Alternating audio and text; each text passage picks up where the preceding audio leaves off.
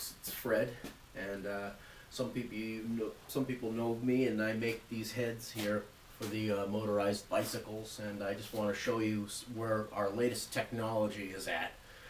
Can't really test drive yet.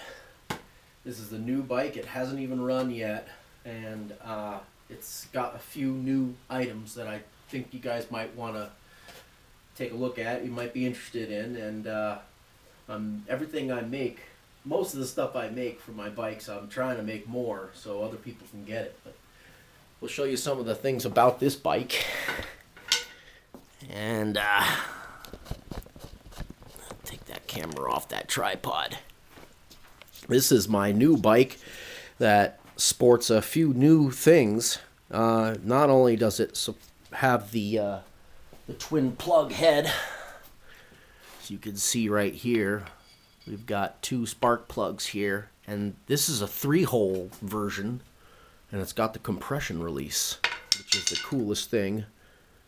You can see the valve operating right there, and you operate this with your thumb like this, thumb and clutch. And this bike also has a unique offset to the engine. I don't know if you can see it right there, but you can see it right here. This is a new engine that I'm trying to think about producing more of.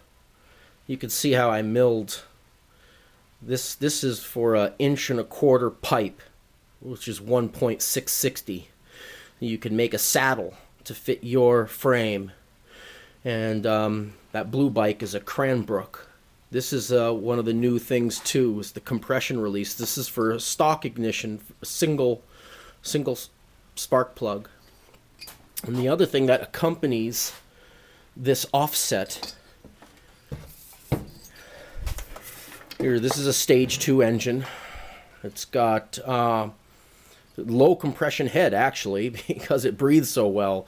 It's got the intake, which it's hard to see inside there, but it's really well port matched.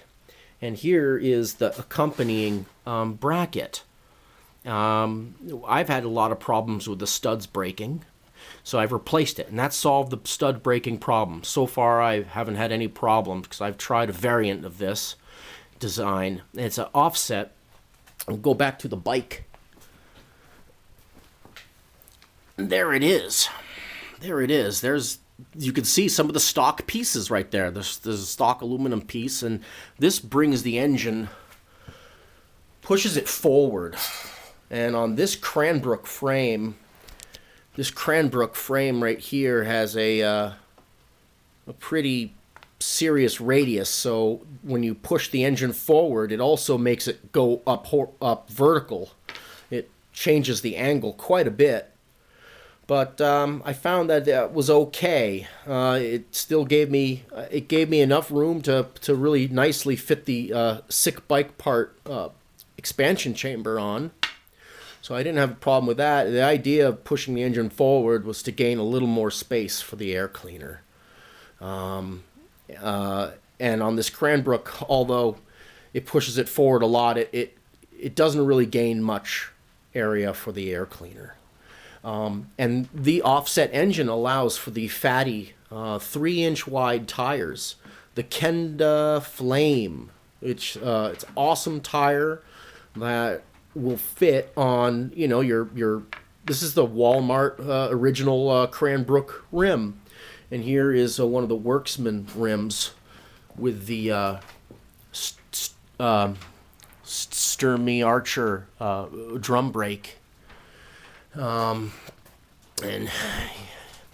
here's the twin ignition. The first tries of this bike, it fouled the plugs. I'm running compression I haven't run before. I'm kind of testing it out. It's 5.3 cc combustion chamber volume, which, oh god, it's around 12.5 to 1. So that's really high compression.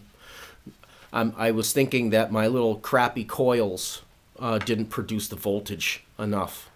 So we're going to try these, and maybe these will work, but we don't really know. This engine hasn't fired yet. It's got the battery.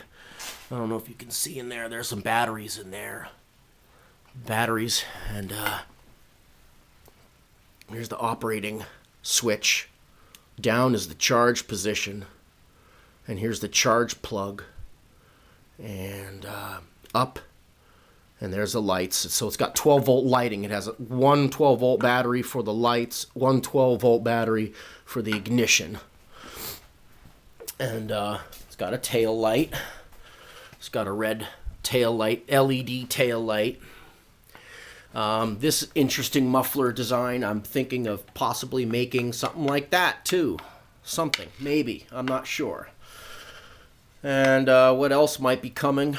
We might be coming out with a new rear hub adapter to accept smaller sprockets. And so I think that's about it. You can see this is a different Huffy.